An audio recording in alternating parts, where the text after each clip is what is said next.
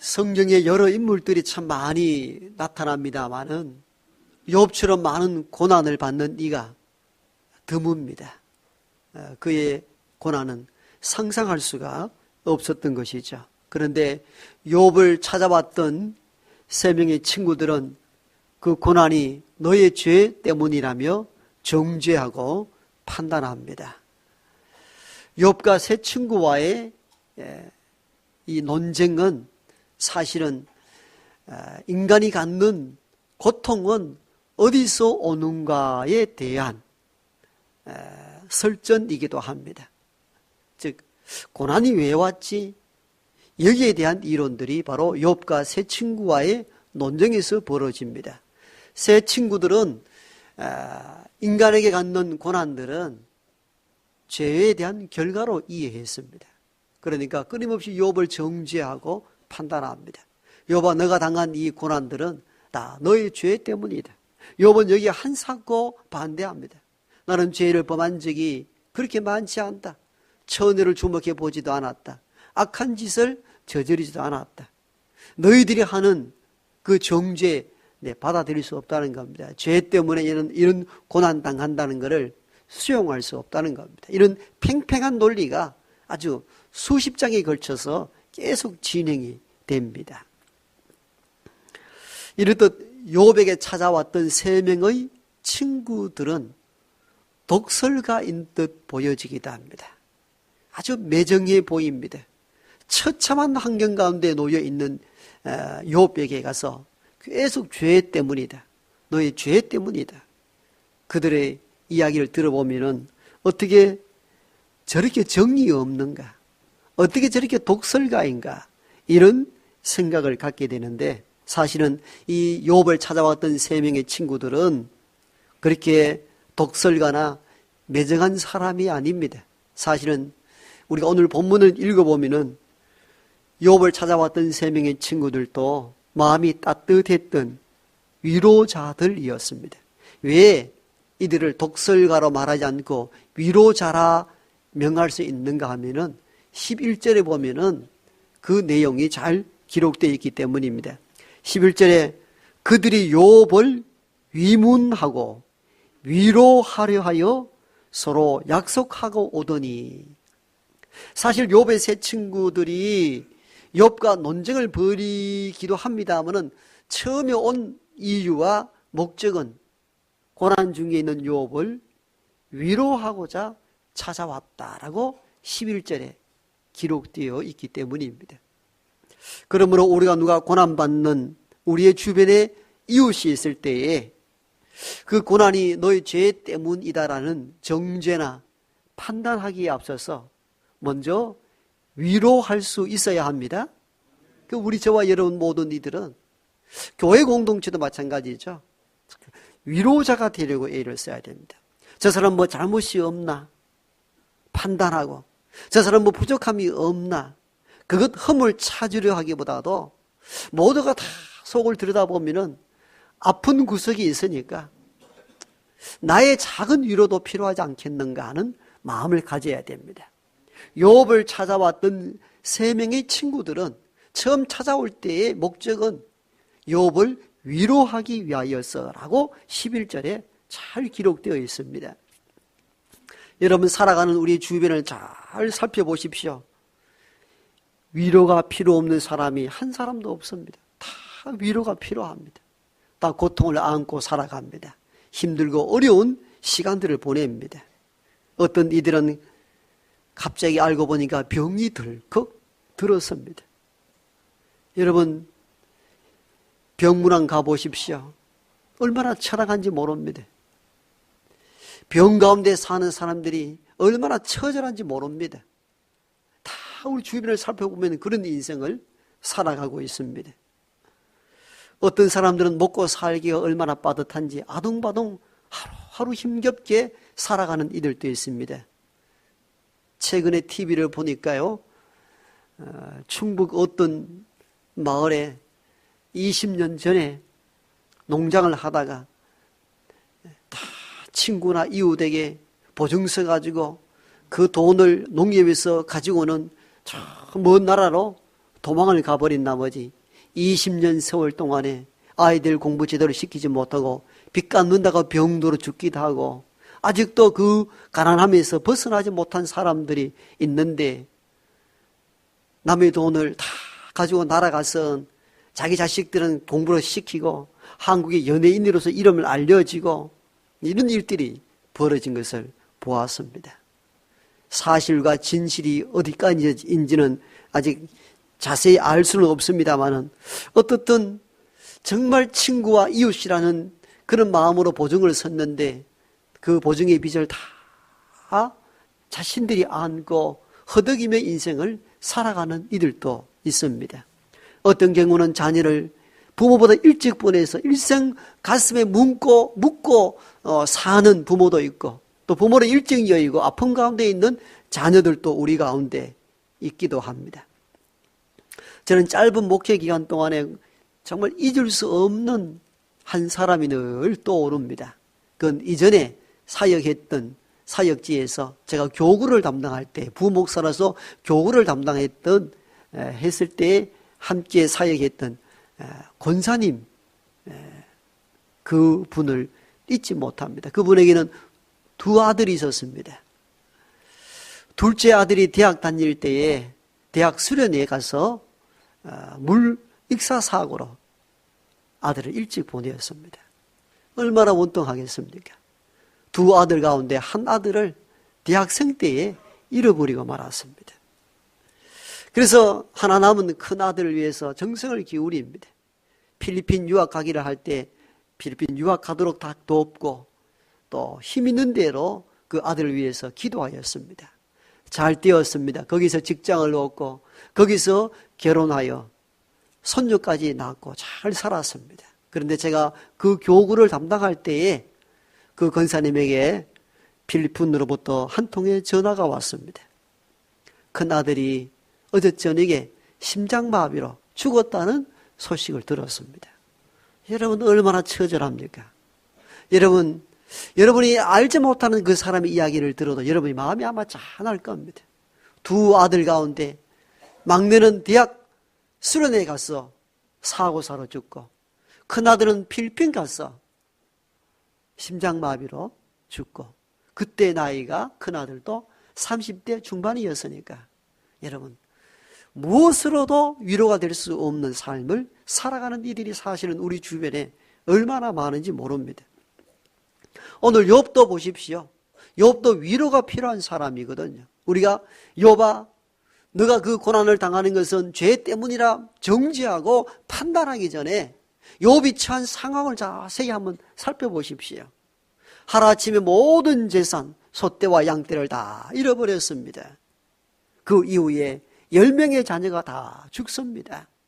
거기다가 또 시험이 다가옵니다.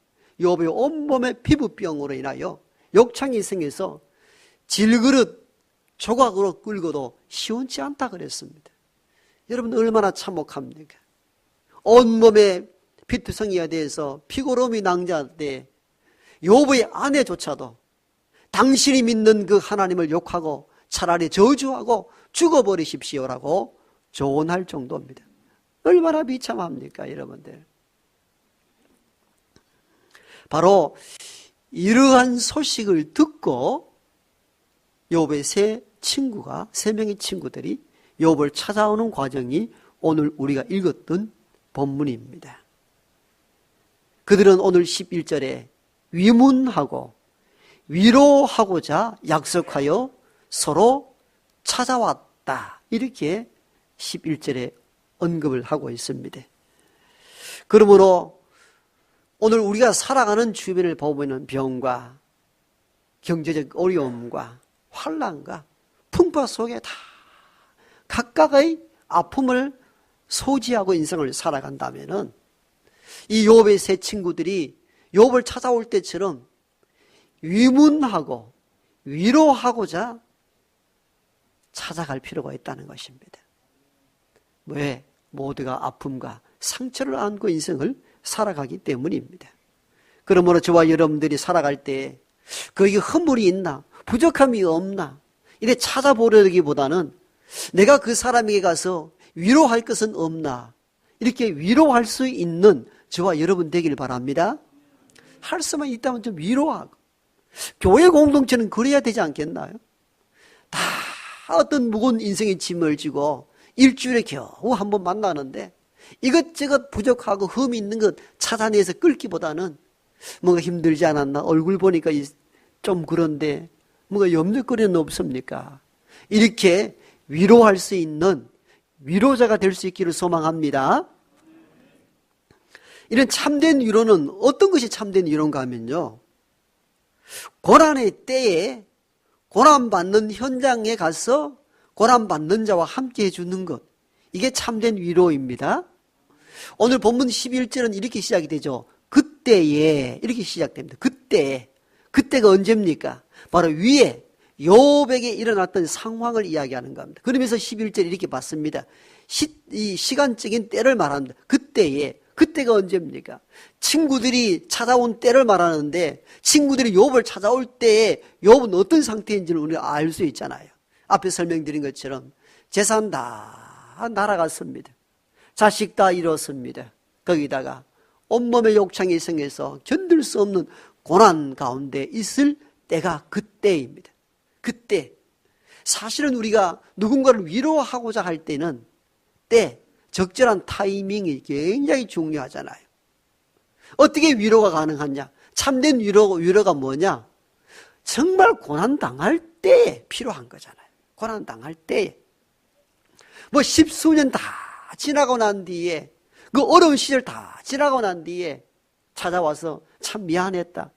그 때를 놓치는 거잖아요.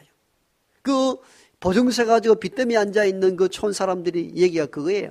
이제 뭐 돈 갚는 거 돈 내 필요하지 않다. 다 지나갔다. 이렇게 얘기를 해요. 즉 우리가 처절히 아프고 힘들 때 그때 위로가 필요하다. 그 말이에요.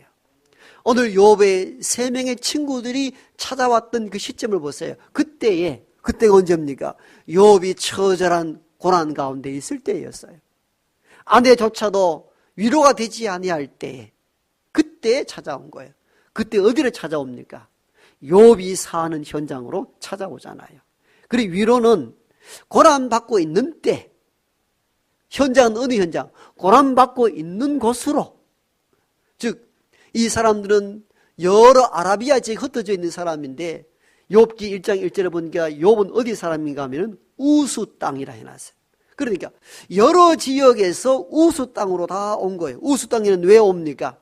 고난받고 있는 욥이 살고 있는 현장이기 때문이에요. 그래서 참된 위로는 고난이 심할 때, 고난의 현장에 고난받고 있는 자를 만나주는 것, 이것이 위로입니다. 이게 참된 위로예요. 앞에 말씀드린 것처럼 모두가 고난의 시절을 보낼 때가 있습니다. 그래서 우리가 위로하려 할 때도 지혜로운 사람은 고난이 극심할 때에 그 고난의 현장에 찾아가고 그 고난의 자의 손을 잡아주는 것, 이것이 참된 위로입니다. 세월 다 지나고 때를 놓치고 난 뒤에 만나는 것은 큰 의미가 없고 큰 위로가 되지 않습니다. 종종 사람들은 어려움이 있을 때에 그 사람 가까이 했다가는 내가 뭐 어떻게 될지 모르니까 적절하게 거리를 두고 멀리 할 때가 있습니다. 잘 된다 하면은 거리를 좁히고 가까이 찾아가고 가까이 하려고 합니다. 그건 참된 위로가 아닙니다. 그건 이기적 행동입니다. 참된 위로는 정말 모든 사람이 떠나갈 때, 극심한 고난이 임할 때에 거꾸로 찾아가고, 모든 사람은 거기 가까이 가면은 너에게 경제적 손실이 올 수 있다고 하는 그 고난의 현장으로 그 고난받는 자에게 다가가는 것, 이것이 참된 위로입니다. 오늘 11절 12절 보니까요, 욥을 찾아갔던 3명의 친구들은 욥이 극심한 고난이 있을 때 욥이 살고 있는 우수 땅으로 찾아갔다라고 기록되어 있습니다. 이게 참된 위로인 것이죠. 월간 잡지 좋은 생각에는 참 말 그대로 좋은 이야기들이 참 많습니다. 그 책을 한번 읽어보십시오. 읽을 거리가 소소하게 일상을 살아가는 아름다운 사람들의 이야기가 참 많이 기록되어 있습니다. 이 잡지에 보니까 이런 글이 올라왔어요. 어떤 시골 가난한 집의 어머니가 아파서 병원에 진료받았더니 암이었어요. 위암이었어요. 그 가난한 살림에 대학병원까지 가서 수술을 어렵게 받고, 그리고 안정 기간을 거치고 난 뒤에 시골 집으로 돌아왔더니 시골 집 마루턱 위에 살 한 가마니가 놓여져 있습니다. 도대체 우리가 병원에 간 사이에 누가 여기 왔다 갔지? 누가 이 쌀을 갖다 두었지? 궁금하던 차에 알고 보니까 한 마을에 사는 큰 집에 큰 어머니가 아래 동서를 위하여서 쌀 한 부대를 갖다 놓은 겁니다. 그 쌀 한 부대를 붙잡고는 그 작은 집에 수술을 했던 작은 집 가정들이 펑펑 울기 시작합니다. 뭐 쌀 한 부대가 뭐 그리 대단하다고, 뭐 그리 값비싸다고. 대학병원 가서 수술까지 했는데. 그 사연은 글 올린 것 보니까 이런 거예요. 큰 집의 아버지, 큰 집 어머니도 우리보다 더 가난하다는 겁니다. 거기다 자식 한 명도 낳지 못하여 외롭게 삽니다. 수술한다 해가지고 도시로 찾아올 정도로 차를 잘 타지도 못하고 또 수술 비용을 대어줄 만한 가정도 아니란 사실을 아는데, 큰 집에서는 이 아래 동생 집에 수술을 하고 이랬는데 우리가 뭐 할 것이 없는가 싶어가지고 그 수술하러 간 동안에 그 집에 몰래 살 한 가마니를 갖다 놓은 겁니다.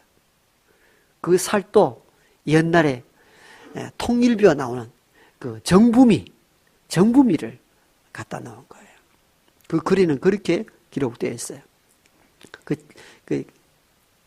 이 글의 제목도 정부미 한 부대. 정부미는 당시에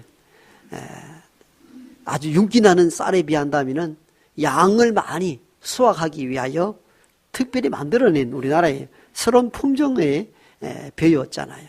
이 정부미 맛도 없고 푸석푸석한 것이 당시 정부미였습니다.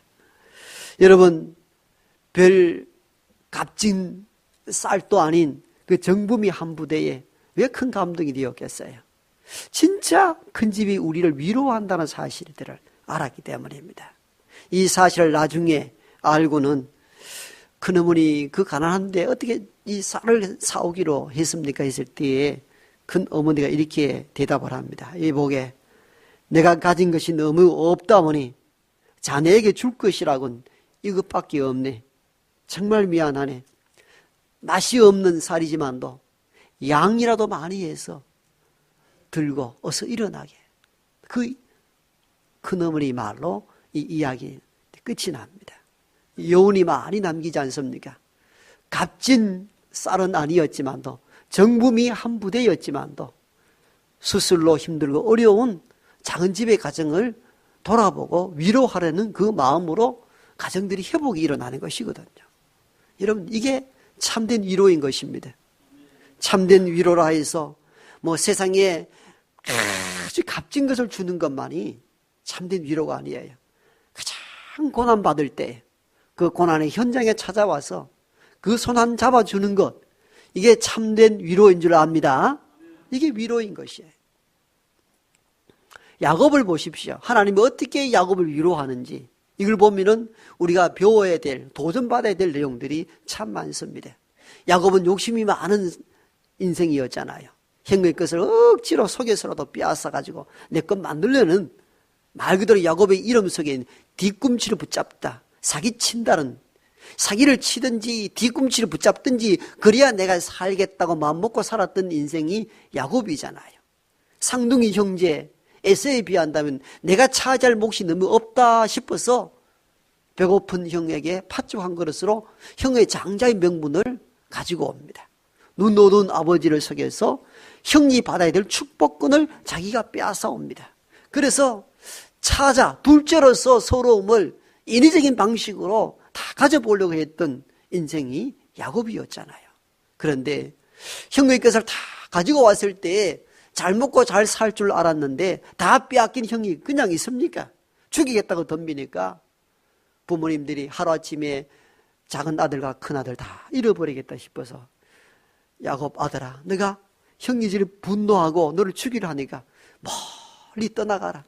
북쪽에 있는 하란 땅 외삼촌 집에 가서 살아라. 이렇게 떠나보냅니다. 혼자 고향과 친척 부모 집을 떠났습니다. 거리는 멀고 사막 한가운데서 홀로 잠을 자게 됩니다. 그 이전에는 어머니의 사랑을 독차지하며 어머니의 보호를 받았던 한 인생이 이제는 부모의 보호도 받지 못하고 아무도 없는 사막 한가운데 있잖아요. 그때 하나님이 거기에 나타나셨잖아요. 야곱아 야곱아, 나는 너의 조상 아브라함의 하나님이다. 내가 너와 함께하리라. 내가 여기로 돌아올 때까지 내가 너와 함께할 것이다. 이 말씀을 신비 중에 하나님을 만나서 말씀을 받았잖아요.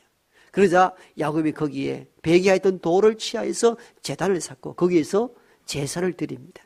얼마나 감동이 되었든지 야곱은 그 땅 이름을 바꿉니다. 베델이라고. 여기가 하나님의 집이며 여기가 하나님의 전입니다.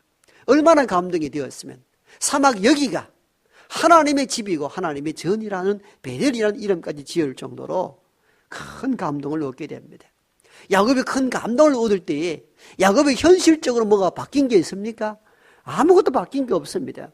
장자권 축복권을 다시 회복했습니까? 회복하지 못했습니다. 갑자기 부모를 만났습니까? 만나지 못했습니다. 어떤 가난이 부유해졌습니까?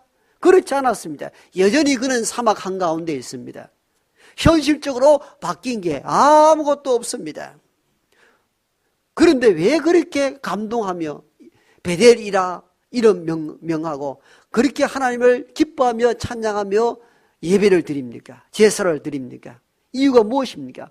현실적으로 바뀐 게 아무것도 없는데 야곱이 왜 이토록 그 땅 이름을 하나님의 전이고 하나님의 집이라 말하고 거기에 단을 쌓아 하나님께 제사 드릴 정도로 감격한 이유가 뭐냐는 거예요. 현실적으로 아무것도 바뀌지 않았는데 이유가 있지요. 내가 이렇게 외롭고 고독하며 내 주변에 나를 찾아와 올 자가 아무도 없는 사막 한가운데까지 하나님이 찾아와 주셨다는 것, 그것 자체에 큰 위로가 되었던 것입니다. 그의 현실은 바뀌지 않았습니다. 갑자기 축지법처럼 뭐 날아가지고 외삼촌 집에 당도한 것도 아니고 여전히 사막 한가운데입니다. 부모가 거기에 찾아온 것도 아닙니다. 누군가 먹을 것을 준 것도 아닙니다. 여전히 사막 한가운데 아무도 없이 홀로 서 있는 것은 하나님 만나기 전이나 만남 이후나 동일합니다. 내 현실은 바뀌지 않았습니다. 그럼에도 불구하고 하나님께 제사할 수 있었던 것, 그 땅의 이름을 베델이라 지을 수 있었던 것은 바로 여기까지 찾아오신 하나님의 은혜를 그가 입었기 때문입니다. 그래서 하나님 그 사막 한가운데서 만나고 야곱이 그렇게 고백하지 않습니까? 하나님이 여기 계신 줄 내가 이제야 알았다. 상상치 못했다는 겁니다. 그게 큰 위로가 되었다는 겁니다. 이 사막 한가운데 돌을 베개 삼아 홀로 고독하게 잘 수밖에 없는 이 부족한 종에게 하나님이 여기까지 찾아오시리라 예상치 못했다는 겁니다. 너무너무 놀랐다는 겁니다. 그게 큰 위로가 되었다는 겁니다. 그래서 거기에 단을 쌓아 제사를 드리고 그 땅 이름을 베델이라 한 것입니다. 여러분, 위로가 별것 아닙니다. 우리가 고난을 당할 때 고난받는 현장에 누군가 찾아와 주고 만나주는 것만 해도 큰 위로가 됩니다. 큰 위로가 됩니다. 우리는 인생을 그렇게 살아야 합니다. 누군가 지치고 힘이 들 때에 그때 찾아가 주는 겁니다. 그때 그 울음 울고 고난당한 현장으로 친히 가는 것입니다. 그 자체가 위로인 것입니다. 그 얼굴 한번 보는 것만 해도 위로가 되는 것이죠. 앞에 그 권사님이 그 비보를 받았습니다. 주체를 못하는 거죠. 몇 년 전에 작은 아들 대학 수련회 갔다가 죽고 큰아들 필리핀에서 심장마비로 죽었습니다. 그 권사님이 저를 만나서 뭐 부들부들 떨기만 뭐 어떻게 대책도 안 되잖아요. 비행기 타고 갈 엄두가 납니까? 그때는 저는 잊지 못하거든요. 그때가 2002년 월드컵이 열리고 온 나라가 막 4강 올라간다가 막 박수치고 온 거리에 깃발 들고 빨간 옷 입고 나설 그때였어요. 모두가 환호하고 박수치고 이럴 때예요. 모든 사람은 거기 지에 살 때에 그 한 가정은 깊은 절망과 좌절과 울음을 터뜨릴 때였습니다. 이게 저 극적 대비가 되잖아요. 부들부들 떱니다. 저도 갑자기 접한 소식이라 뭘 어떻게 도와줘야 될지 알지 못하겠더라고요. 여러분, 먼 필리핀입니다. 내가 어떻게 필리핀까지 따라갈 수 있습니까? 그런데 그 권사님의 얼굴을 보면서 부들부들 떨고 있는 분을 보면서 제 생각이 좀 바뀌었습니다.